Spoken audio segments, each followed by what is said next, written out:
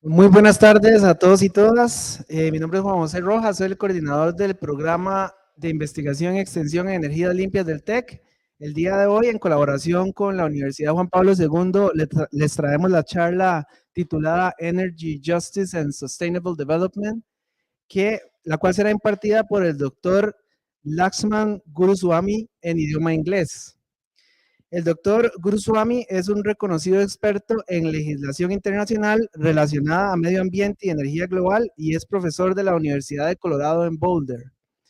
Un agradecimiento especial al doctor José Ambrosic por invitar al doctor Guruswamy a Costa Rica y por acompañarnos el día de hoy. Sin más, vamos a dar inicio con la charla. We can start now. Thank you very much. Thank you so much. I don't know, I might not want that. If you can hear me, I don't need the mic. Can you hear me? Yeah, good. Will be good for the transmission if you don't mind. All right. Okay, is it on? Yes, it is on. Okay, thank you. So, Juan has given me a great introduction. I want to thank Jose for inviting me here. It's wonderful to be in this great campus. If I am talking too fast, just put your hand up and say, slow down, right? Just put your hand up and say, slow down, and I will slow down. While I must say that while it was a good introduction, you didn't introduce me properly. My real name. You know what Guru means in my name? Guru means great teacher, right? And Swami means Lord or God. So I'm really a teacher and a God. And so, you know, I should be walking on water rather than coming and talking to you guys. But okay, thank you very much for finding time on this lovely afternoon. I have for many years been working on this topic of energy justice. And I'm going to talk to you about three concepts or four concepts. First of all, the idea of sustainable development, which the government of Costa Rica, like every other government of the world, subscribes to. And I'll talk a little about that. Global poverty. Now, I come from born and raised in a very poor country, Sri Lanka, much poorer than you are. Though, in terms of natural beauty, when I was walking around, it seemed to me like you have a lot of the things that we have in Sri Lanka. We are surrounded by water. We have lovely mountains. We have wildlife, and it's a gorgeous country. It used to be called Serendipity, and in the old days, when the ships used to pass Sri Lanka, they used to get the fragrance of cinnamon, which we grew in that because there was a lot of cinnamon, and it was a spice island, and people came for the spices. So when I look at this, I'm really captivated by how beautiful this country is. Sustainable development then is accepted by the government of Sri Lanka, government of Costa Rica, the government of the United States. Every country in the world has accepted the concept. I'll talk a little about it. Global poverty. Now, as I said, you are, in terms of countries, not the poorest country in the world by any means. But I'm sure that if you go across other parts of the area, that you will encounter poverty in many forms. And even in Costa Rica, I'm sure there are areas, pockets of poverty, of people who are really poor. And I mean people who are poor in an economic sense. And then the third concept I want to talk to is about energy, and I'll tell you what my primary thesis is. I'm going to postulate the thesis that people cannot prosper without energy. Energy is the most important factor in the development of peoples, whether it be economic development, which is what most people think of, or cultural development. If you don't have energy doing the jobs that you should be doing, then you ain't going nowhere. And then I'm finally talk about assets. That's not a military term. It means affordable, sustainable energy technology. So having said that, let me get on to this because I want to, if I'm going too fast, let me know because, okay. Oh, I got the clicker. Okay, I'll use the clicker then. Yeah, thank you. So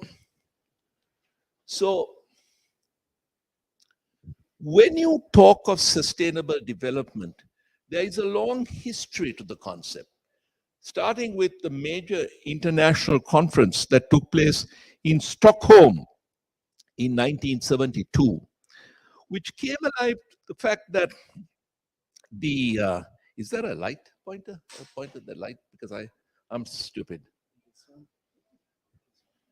All right, okay. Yeah, green one. Green one. Yeah. So there are two major intertwined goals. When you talk about sustainable development, a lot of people think of it as economic development. But as we shall see, sustainable development consists of economic development, social development, and environmental protection.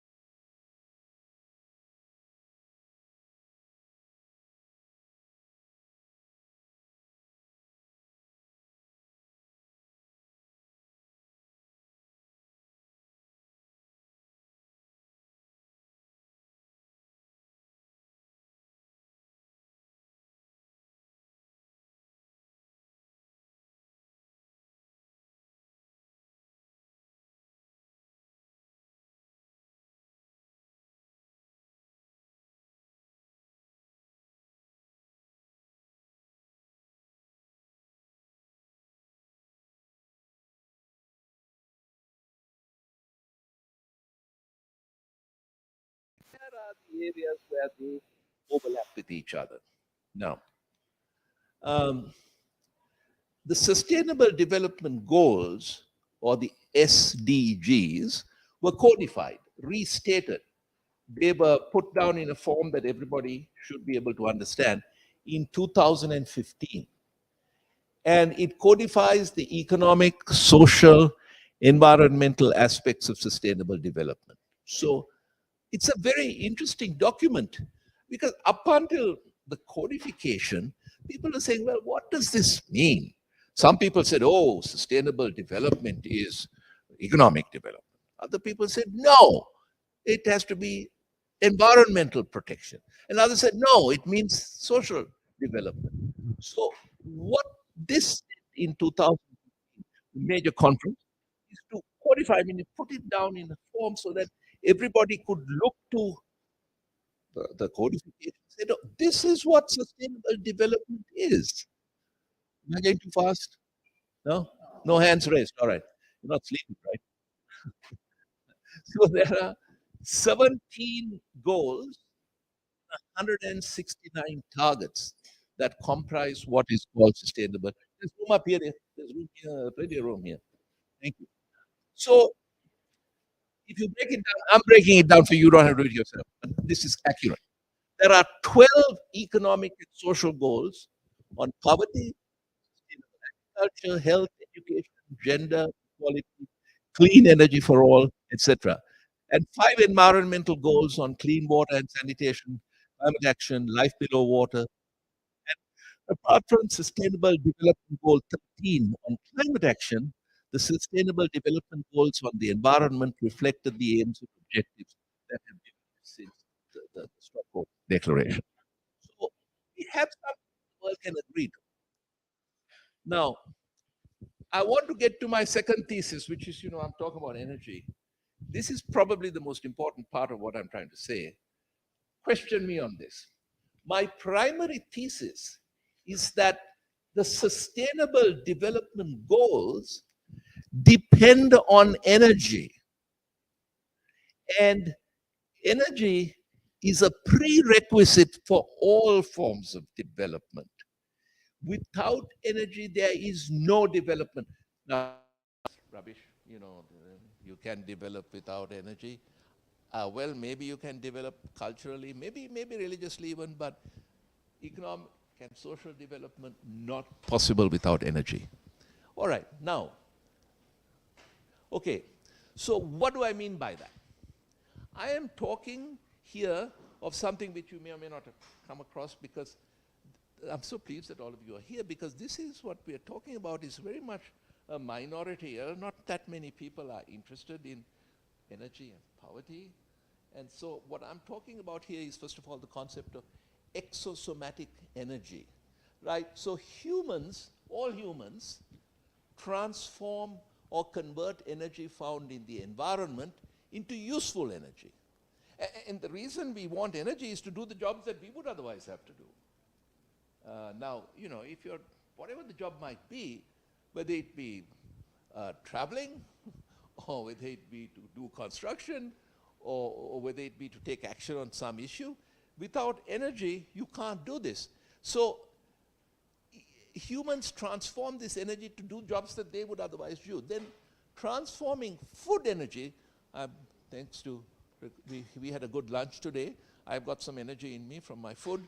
I'm not doing much work, but this transformation of food energy into muscular power, I'm not really doing too many hard jobs, but you know, talking here is easy, not much work involved. But if I do muscular jobs, like if I go and say I want to plow the fields with ancient tools, then it's called endosomatic or metabolic energy. I'm just putting that out on the table. That's not exosomatic energy. Transforming energy outside the human body into useful energy, energy that we can use to do the jobs that we would have to do, is called exosomatic energy. And exosomatic energy, this is my thesis, is an essential element of societal development, exosomatic energy. I just don't want to overstay my speaking. I want to leave some time for questions. So, yeah, all right. Now, the third concept that I was going to talk to you about was the energy poor. So there are, you know, there are different estimates because nobody has really done like a census to decide which people are poor and which are not. But depending on estimates, there are 1.7 to 2.5 billion people who, 1 in 3 or 4, who lack clean, efficient energy. These are people who don't have energy, largely for 5 different types of activities, human activities. One is cooking. Now, you won't believe this, but you know, I'm sure that you don't have a problem cooking. Do you use gas primarily or electricity? I don't know what you use. Is gas maybe used? Electricity. Electricity, all right. No big deal. But if you look at the fact that 1.7 billion people around the world don't have electricity, they burn what's called biomass, and it results in 4 million premature deaths, primarily of women and children every year. That's cooking. It's a deadly occupation in the developing world. Lighting. I mean, I'm assuming that these lights will come on, and without lighting, what are you going to do at night? Yes, life doesn't exist after sunset. So nearly 750 million people don't have access to lighting, meaning electricity. Then many people don't have access to drinking water, sanitation and agriculture. Others don't have energy to do the domestic labor. You know, it's important for us to understand that in the developing countries of the world, and I'm here, I'll explain that in a minute, but I just want to put out my thesis. There are like 47 least developed countries in the world. Most of them are in sub-Saharan Africa.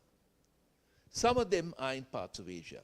Now, I'm from Asia, Sri Lanka, teetering. It's really gone through a difficult time, but it's still not quite hit the ranks of the least developed countries in the world. That's the country I was born in.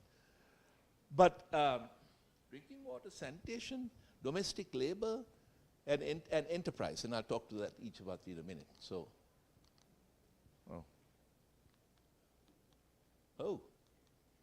okay. So this map is a little old, about a year old, but these are the least developed countries in the world. Where are they? Sub-Saharan Africa, right? That whole swathe of countries, Sub-Saharan Africa. There is one country in the Western Hemisphere close to us, that's Haiti, really poor. Then you have a whole bunch of these island nations, Vanuatu, Samoa, Tuvalu, Kiribati, Solomon Islands, all of which are very poor. And then you have some of these Asian countries. Sri Lanka's here, it's not on the list. Cambodia, Laos, Myanmar, Bhutan, Nepal, and Afghanistan, who are really poor. These are the poorest countries we're talking about. Now, I don't know whether you guys do a lot of traveling, and I wouldn't go on my vacation to Sub-Saharan Africa unless you want to come back feeling bad about what you have seen. But if you do, and it'll be great to talk to you about this. Okay, now this is to do with I told you, according to the WHO, the lack of energy for cooking. The WHO is the World Health Organization. They've been studying this for 40 years. They say lack of energy for cooking causes indoor air pollution, resulting in 4 million premature deaths every year. 60% of them are women and children. And I'll show you why in a minute, you know. Yeah. So here's this. Is this picture something that, do you see? Yeah, yeah. Can you go back? Yeah, sure. Yeah. It's okay. So, I don't know whether it happens here. Maybe it happens in some of the women cooking with children on their back. Is that common here? Do women cook with children? No, not here, not here. All right. In my part of the world, in Sri Lanka, there are women, a lot of women cook with children on their back. And in many other developing parts of the world, this woman is from Asia, but it could be Africa. And what is happening is they're burning this fuel, which is not showing on my PowerPoint. What they're using is waste, agricultural waste, as well as any biomass that they can put their hands on. Bad combustion and results in this terrible indoor pollution, which causes, and they inhale it, and that's what happens. Now, this is with regard to lighting or electricity. Again, most of the problems are in sub-Saharan Africa, and this is an older slide, but it gives you a picture of the fact that in many parts of the world, when the sun sets, there is no lighting.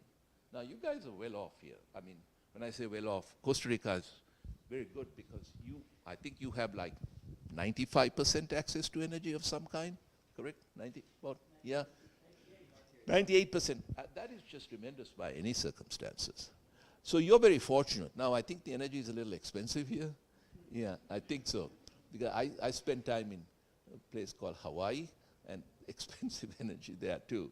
But you guys generate your own electricity. I mean, you have hydroelectric power, and you have ways of finding, which most countries don't. So anyway, so this is no access to lighting or electricity, and lack of lighting. Over 1.3 billion people worldwide lack access to electricity and depend on kerosene. Do you know what kerosene is? Do you know what? It's a liquid, colorless liquid. They use it in Sri Lanka for cookers, for stoves.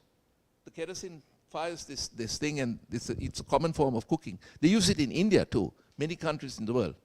Now, kerosene, families may spend up to half of their income on kerosene, even though it provides inadequate illumination. If you use 4 hours a day, kerosene lamp emits about 10 kilograms of carbon each year. Consequently, the worldwide combustion of fuel for lighting results in 190 million tons per year of carbon emissions. Kerosene is responsible for 1.5 million deaths from burns, respiratory illness, 2% of which are children. I want to get back to that a little bit. You know, this kerosene, it's a colorless liquid. And in Sri Lanka, where I was born and raised, in the poorer parts of the country, you don't have electricity, so they use a wick, and they pour some kerosene into a tin can. They throw the wick, and the wick provides the lighting. And children are supposed to do their homework, and this is their lighting. And many of the little kids don't know that kerosene is dangerous, and they drink it thinking it might be water. And so that's why, and then kerosene leads to a lot of deaths of children too. So a real problem there. And then the lack of clean drinking water and sanitation results in 3.5 million deaths per year.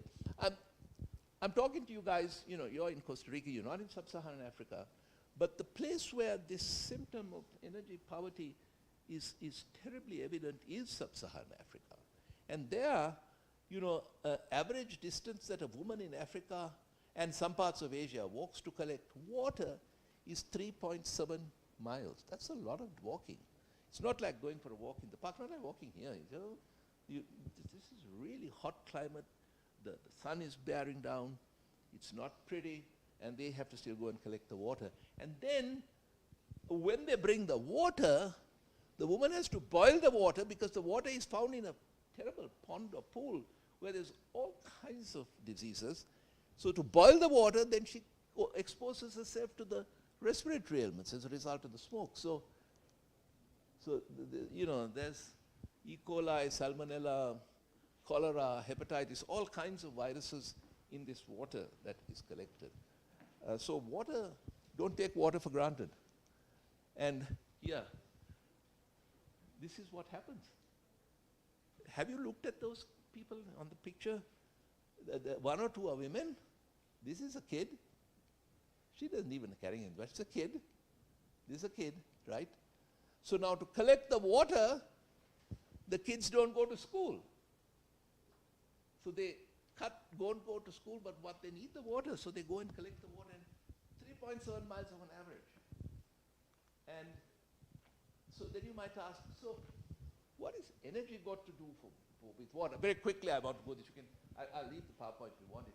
For example, lifting water from a depth of 100 feet at a flow rate of 20 gallons per minute and assuming an overall pump efficiency of 50% requires 1 horsepower.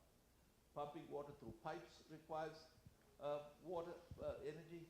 It's energy, even if you do reverse osmosis, you still need some energy. Average use of water for treatment drawn in California, where in the United States is energy needed for desalination and energy needed for treatment of wastewater. So energy is a component of energy for water as well.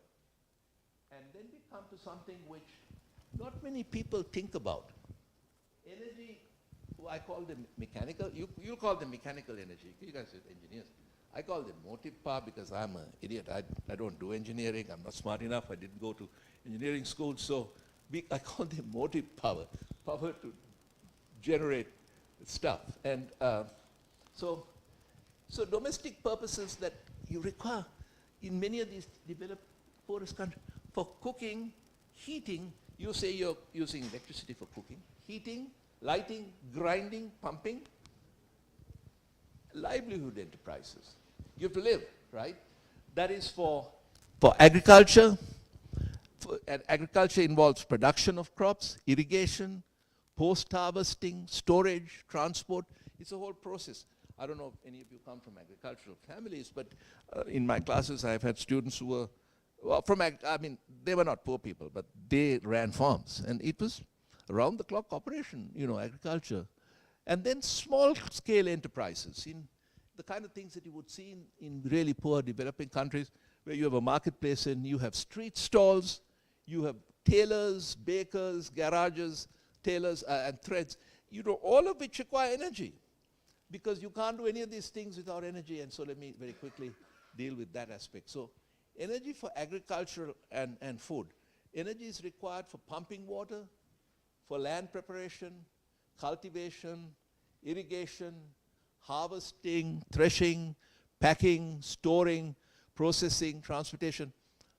There's a lot of energy required in the whole energy cycle. Now, this is what happens in sub-Saharan Africa. You don't see a picture like this here, right? People are they cultivating with hand tools? Not in Costa Rica. I don't think you see many, do you? Harvesting like this, subsistence agriculture. They're using, hand tools to cultivate the land. Yeah, you see that a lot? No? Okay. I thought this was big. It's a tough job, this subsistence agriculture. The women who are doing it most of the time, because often in sub-Saharan Africa, the guy goes to get a job in the town, so the woman is left in charge of the house, and she has to do the inhospitable to eke out a living, and uses manual labor for cultivation. So we'll get back to that. Hand tools cultivation is what happens there. And then I just show this to you because it brings home in a way that you don't otherwise think about. Child labor for pounding corn and grain for food. These are all kids who should be going to school. They don't go to school. Do you have pestles and mortars here? In Sri Lanka, the pestle is and mortar, this stick and this thing. the pestle and the mortar? It's not done here. No, okay, good. Good, because it's terrible. And pounding grain. And this is woman grinding grain with a stone. All right, now I think I've given you a picture of how devastating energy poverty is. Now let me get to solutions. So,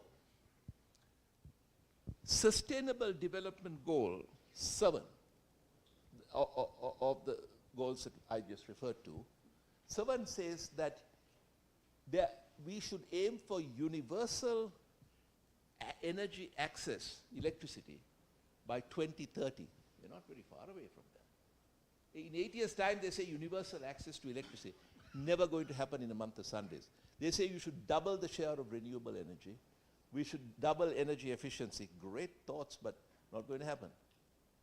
Okay, so the reason it's not going to happen is, if you can think of the use of energy as a ladder, you have people very low income, crop waste and dung. That's what's costing the 4 million deaths. Then you get one step further, you can use some charcoal and wood, low income. Middle income, you can use coal, kerosene, ethanol, gas, LPG, and then high income, electricity, natural gas, LPG. So to climb up this energy ladder, it's required that you should have access to some form of energy. And unfortunately, most of the people we are talking about are here. To get them to there in the 8 years left is almost impossible. So, now, secondly, when the UN speaks of access to energy for all, energy access, what do you mean by that? Now, just give you a few figures here. The United States, where I live in now, we use 13,400 kilowatts of electricity per year. Each American person uses that. In Germany, they use 7,200 kilowatt hours per year. And the countries that are the most modest, Bulgaria and South Africa, 4,500. Now what they're saying is give people maybe 5 to 100 kilowatts, or rising to 750 kilowatts per year by 2030. Whereas using a 60-watt bulb 4 hours per day is 90 kilowatts per year. What I'm saying is that the concept of access to energy must involve access to energy that can do the jobs that's not done. Energy for domestic purposes, energy for livelihood, and giving a small amount of energy, like 1 kilowatt bulb, is not going to cut the mustard at all. Now, what is the cost of access to electricity? EIA, Energy Information Agency, is part of the United States Department of Energy, but supposed to be independent. They and the World Bank say that it will cost $1 trillion more. $1 trillion more from today to give access to energy for all, and 50 billion per year from 2011 to 2030. Others have said it will cost 65 to 86 billion. The figures are so astronomical that there's no way that we can get to that point where we can get energy to all. So that's, okay, now, so according to the IEA, which is different from the EIA, there's the International Energy Agency that was set up by the OECD, that's the Organization for Economic Cooperation and Development. They claim that trying to provide the 780 million people I referred to who have no access to electricity will cost what? 50 billion per year. It's completely impossible. And that money is not forthcoming.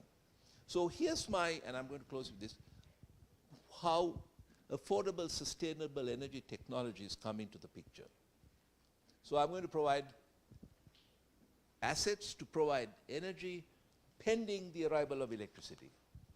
Now, appropriate sustainable energy technologies consist of technology that is affordable and are appropriate for the poorest of the poor. We'll provide access to energy pending the arrival of electricity.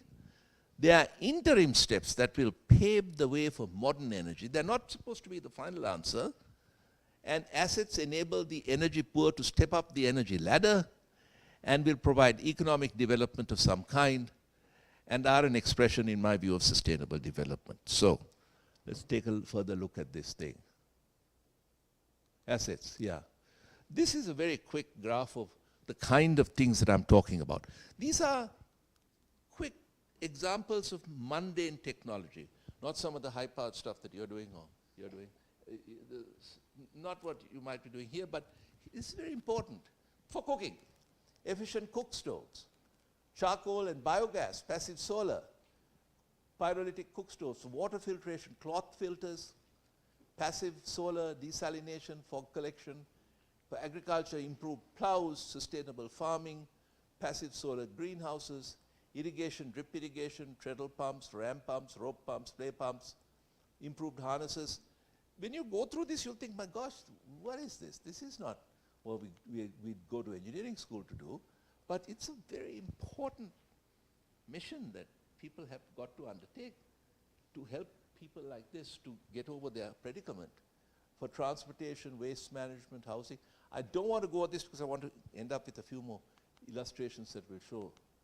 So here's this woman inhaling toxic smoke, and the answer to it is something called the cook stove. Now, a colleague of mine who works I'm at Colorado, University of Colorado, she works at Colorado State, has been developing cook stoves, and there's loads of versions of cook stoves, and a cook stove can eliminate this thing that this woman has got because it gets rid of that combustion problem. All right, then cook stoves address indoor air pollution and more. They reduce black carbon, they reduce indoor air pollution, they combat global warming, reduces deforestation, targets child mortality, and so the cook stove has multiple purposes. So for lighting and electricity, there's a friend of mine who runs a company called No Kero, meaning no kerosene. He has bulbs to provide electricity to people who don't have electricity. You put it in the sunshine for maybe 4 hours, and depending on the luminosity you want, this will give you 3 to 4 hours of lighting at night.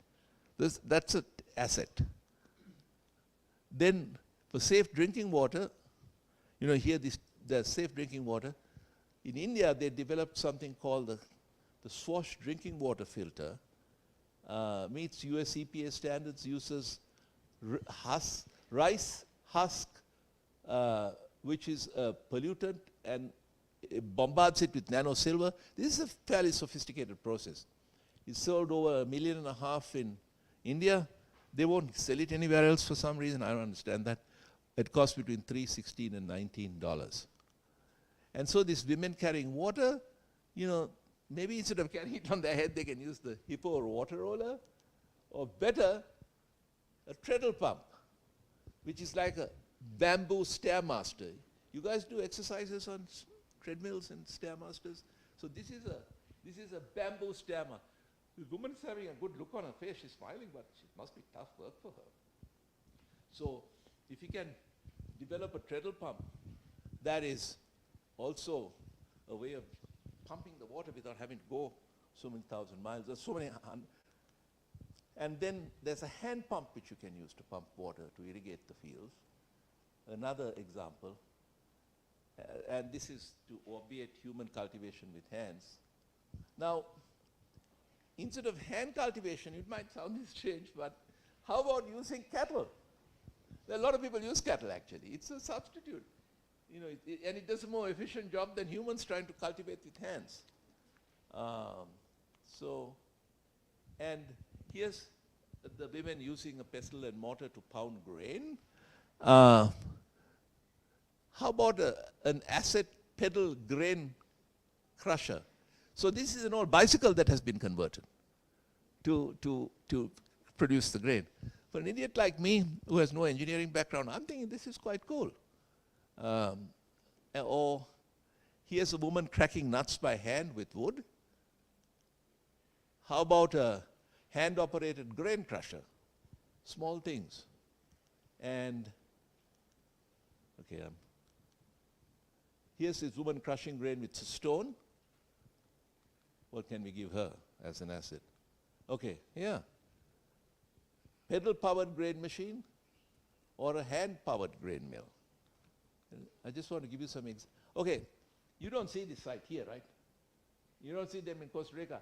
Women carrying loads of straw on their back. No, you guys live in a different country. This is a woman carrying straw. This is the work she does because she doesn't have any other way of doing it. Yeah.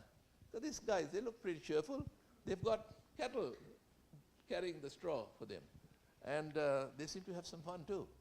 Ox carts for transportation. All right. Now I want to close with this. All that I've said is great, good stuff. But it seems that if a country is serious about addressing the poverty that it enhances, energy poverty with regard to cooking or lighting or motive power or sanitation, that the country would be better equipped to do it if they had a law that requires the people in that country to adopt some of these measures to address energy poverty. So I'm writing a book now, it will be finished by next year, on using model laws that can be enacted by countries around the world to address this question. And there's one more thing. These are things that are published already, but let's see. And then model laws on lighting. So thank you so much for listening attentively. I want to leave some time for you to question whatever you want to ask me about. I've given you a lot of stuff to think about, and I hope that you'll ask me some questions, because if you don't ask me questions, I'm thinking, I'm throwing water on a duck's back, meaning it's not having any effect. You have ducks here. No, you don't have ducks here in Costa Rica? Ducks. No, that's an expression, ducks. They say if you get a duck, you pour water on the duck, it doesn't affect the duck. So, I'm hoping that we give this question. So please, whatever you want to ask about, even if you just say, talk to me about, this any concept that's related to this topic, I'm happy to give it a shot, and then we can have a discussion. So, okay, sure. How is the education related with the? Say that again, sir. How is the education related with the OGEs? The education, actually. SDGs. Liquefied petroleum gas, LPG. No, I'm talking about the sustainable goals. SDGs. The Sustainable Development Goals. Oh, the SDGs? Yeah. How is this related? Yeah. Oh, well, actually the okay, education. well, that's a good question. Thank you for asking. SDG 7, one of the Sustainable Development Goals. Let me get that up on the thing, because this will answer you. SDG 7. La educación como tal. I'm talking about education, actually. It's talking about education. The education, how is related with those? How to educate them? The education. How is education related to the Sustainable Development Goals? What Yeah. is related? Education. Education. The university and the schools and everything like this, how it's going on. Yeah, that is because I'm stupid. I'm just not focusing on what you're saying. Important question. So, whatever the goal is, can I start this up again? Can I put it on? Yeah, let me. This is Because we were talking about energy. No. Well, actually, Please, so No. the people can see. Yeah. Okay. So what I want to do is, if you can get this back to, let's get back to the first, and I'll then go down, because I can't remember. Yeah. Okay. Okay. Let's. Okay. No. Further up. Oh.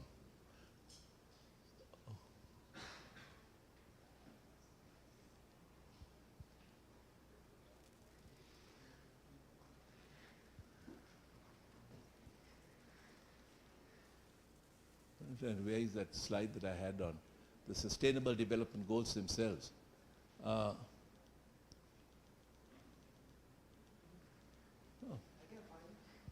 Yeah, it's the one that says, here are the Sustainable Development Goals of 2015. I think I missed them for some reason. Yeah, I think it was before. Further up, right? I can do it. All right, okay. Okay. So what happens is there is a big international conference where people from the representatives of all different countries assemble, and they say, these are the sustainable development goals that the world should aspire to. The question then becomes, how does that happen?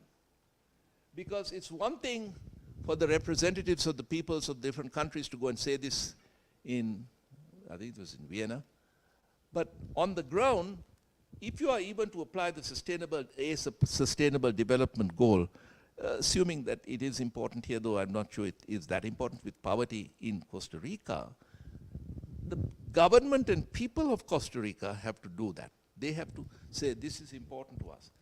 Now, the government and people of Costa Rica express themselves through the people that have learnt what to do about figuring out answers to questions. And that is where education comes in. So if you're not educated on how to get an answer to any of these problems that we were talking about, that is why I think it's very important for people educated here to say, you know, we can figure out a better cook stove, or we can figure out a better treadle pump, or we can figure out biogasification.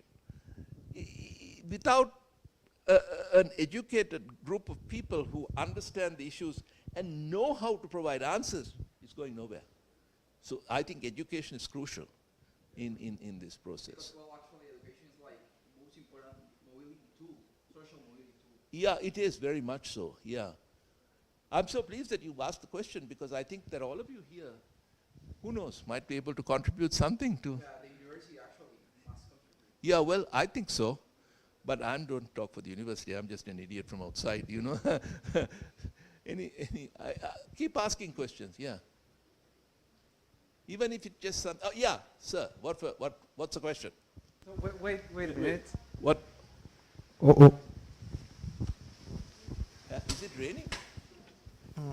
I would like to ask, what is your opinion about Europe? For example, My opinion of what? Europe. Europe. Ursula von der Leyen says we need to flatten the demand of energy, but I think they are forcing people use less energy. And what is your opinion about? And I feel that they have a lot of problems using electricity and air conditioning, air. For example, this kind of politics. That is a great question. So I'm going to answer it not with regard to Europe. I don't want to tread on anybody's toes here. You know, in fact, in case you are all fans of the European Union and the work it's doing. If you have people who have no access to energy, and that has led to the great poverty and the deaths of so many thousands, millions of people, the first task, I would say, of a government is to provide some energy to those people.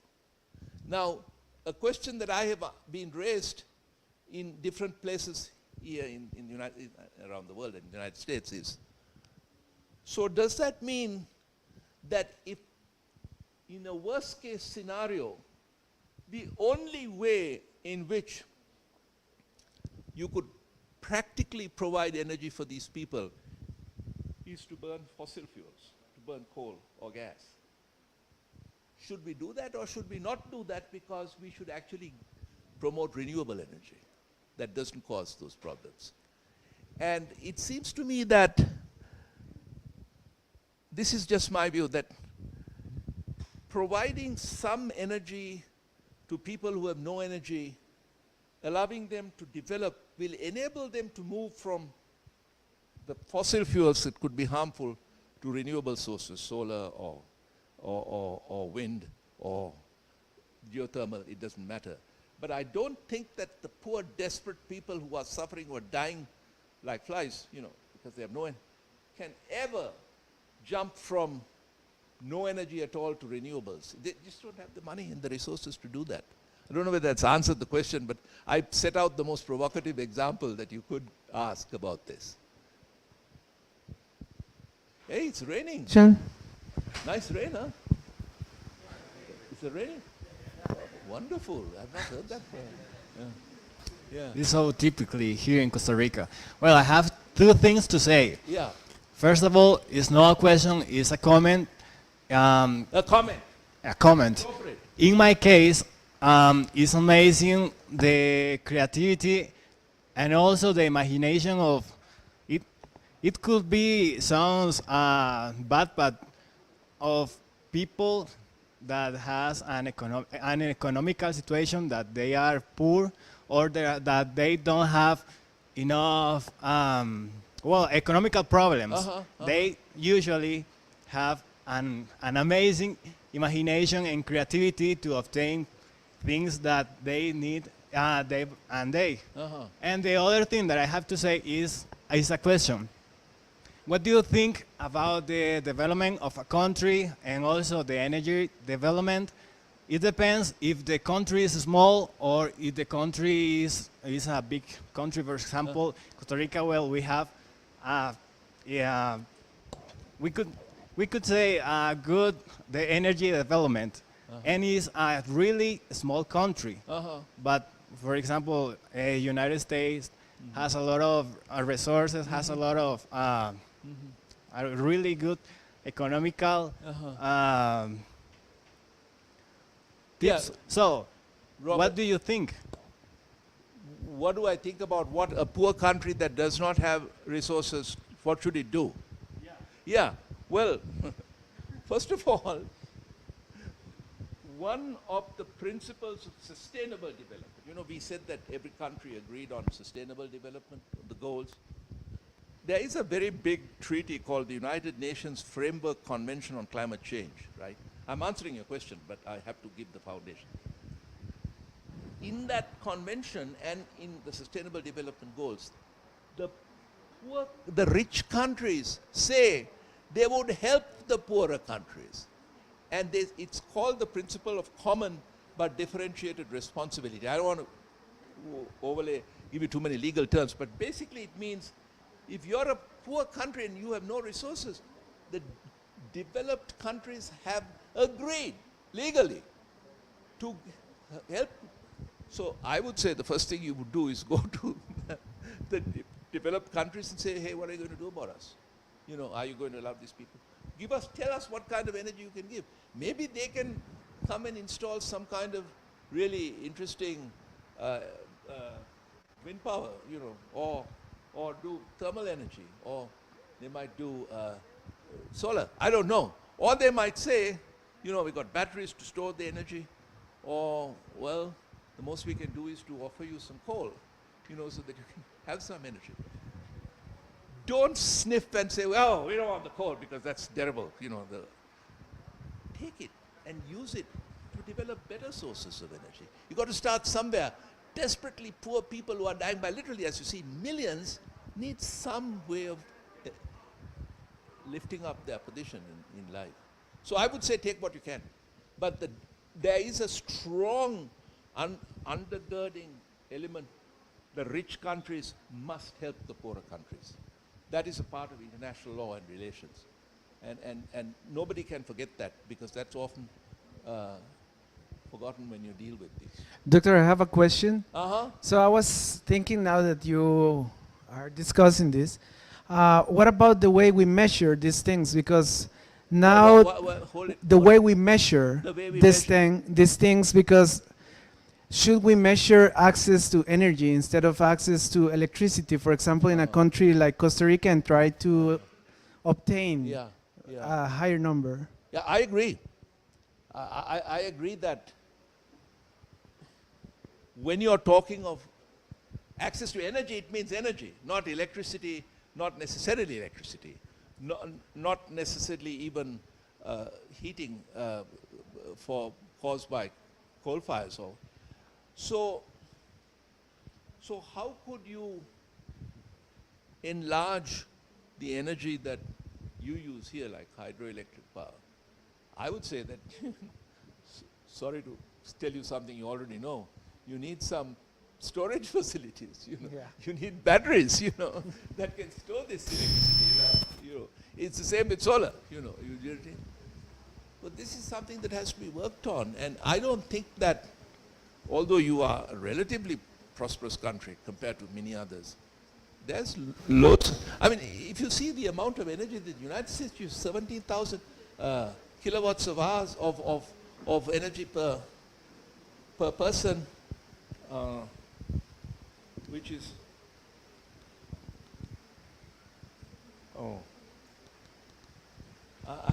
I got that slide about. I think that's very far away. Where, At the end. oh, at the end, yeah. Thank you for doing this.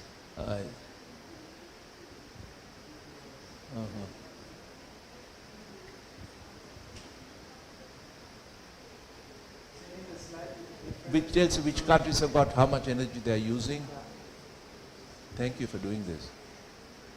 Thank you very much. It's further down, yeah. Yeah. Oh, there you are. Okay.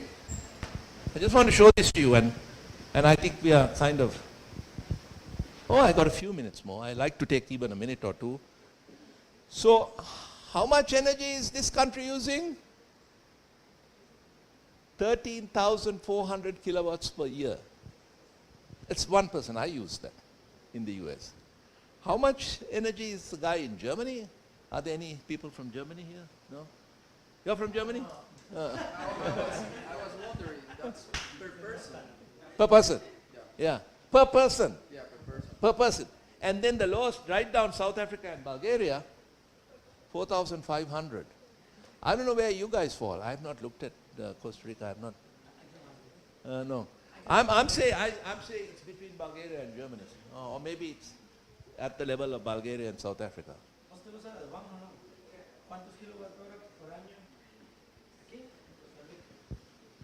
No. But you know, if you can get more energy, it's better for you. Do you make, what kind of, I mean, you can do more stuff with energy. All right. What I was thinking is about how we measure it, because what I think is that in Costa Rica, for example, since the access to electricity is so high, probably that's not going to change, because what we have left is maybe very difficult to reach, and so if we measure access to energy instead, we can get to 100% by other means. Like instead of trying to get electricity there, we try to get energy there. Oh, Let's say. for different purposes. Yeah, and in general, it can be for anything, but that we don't focus on getting the electricity, because now we have ways to maybe produce it in the site or do something else. Yeah, well, to change that number and to get it into the 100, because we are not getting there yet. You might have electricity for lighting and heating, but maybe you don't have enough electricity for other activities that you could embark on, like manufacturing purposes or something else that you want to do. So the more energy that you can get by different ways, and you do hydroelectric power, I mean, you could do geothermal, you could do solar, you could do wind, and you could even do carbon capture and sequestration of coal, where you use the coal, but you capture the carbon and sequester it so that it doesn't cause the global problems it does. So there are different ways of getting to this objective. And I would say a rule of thumb would be the more energy, the better, for whatever purpose. So I don't know if that's a full answer, but yeah, we have time for maybe one or two. So maybe one more question, I think. According to internet, we're around 2,000. You're 2,000? 2,000 here in Costa Rica. Oh, that's further than, pretty low. I think the reason you're 2,000 is because I think you have access to energy, but it's very expensive, right? It's very expensive here, energy. Kilowatt hours. It's the same as Hawaii, I think. That is also very cultural. Huh? Very cultural. Everything Because here we is don't have expensive. winter also. We don't have winter. Yeah. So you don't need warm energy for heating purposes. So that's great. Yeah. So that's cool. Yeah. So who the hell cares who? Yeah. So you're right, therefore, all of you. I mean, therefore, you don't need as much energy. No. That's good. Yeah. Use it for something else. But basically, keep going, because the main thing is to ensure the country progresses, that you have time not just to come and listen to talks like this, but for cultural development, for religious activities. The whole person has to be involved, and energy enables you to do that.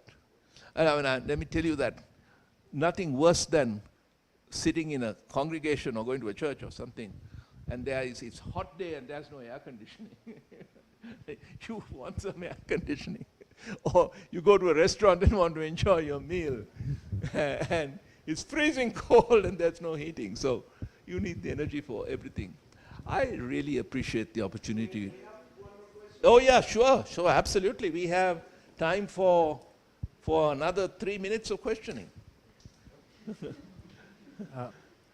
Okay. Okay.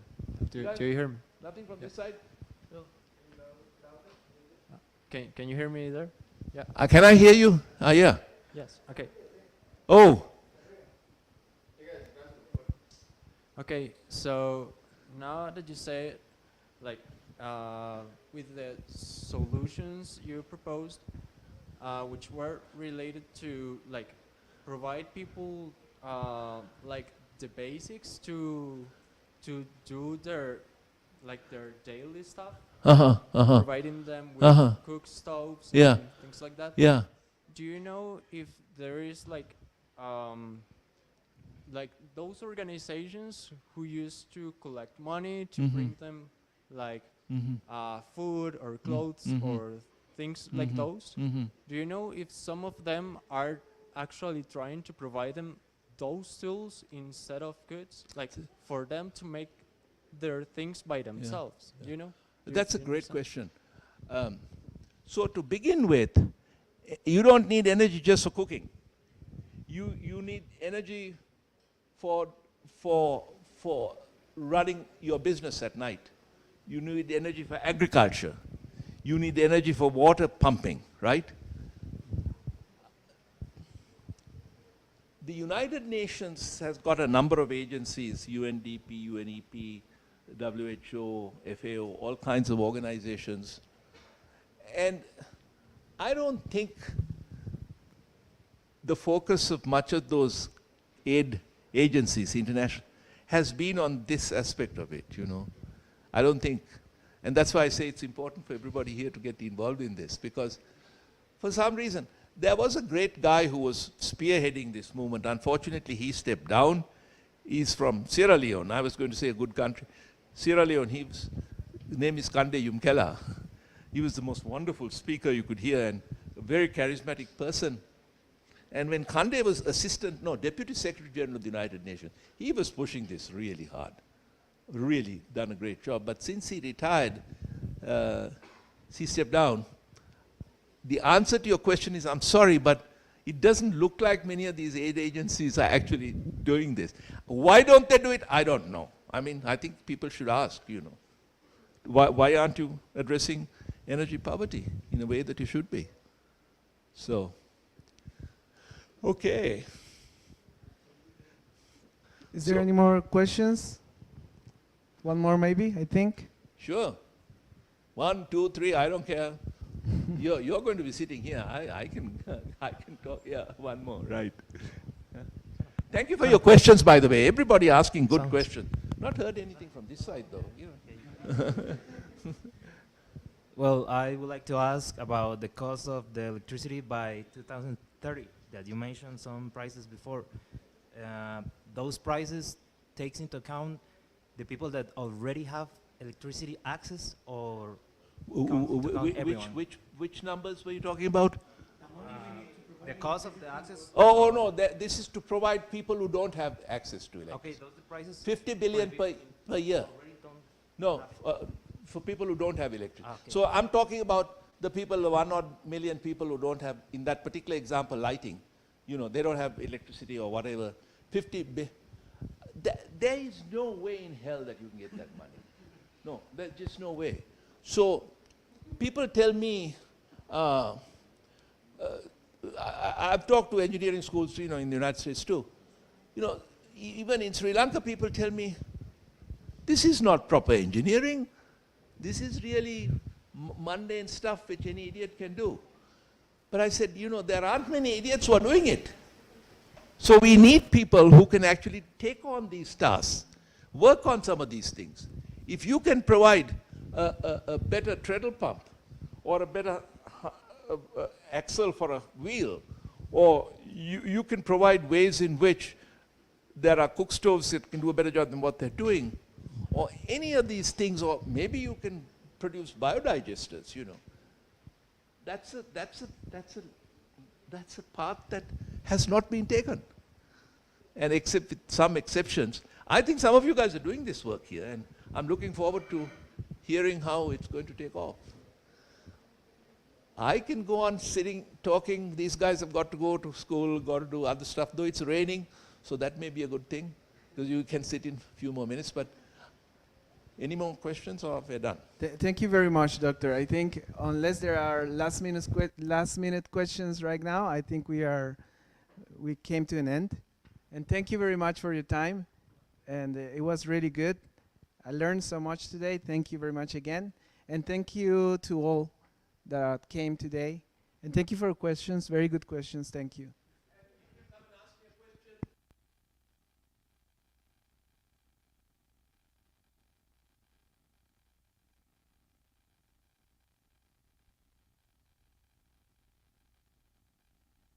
Good.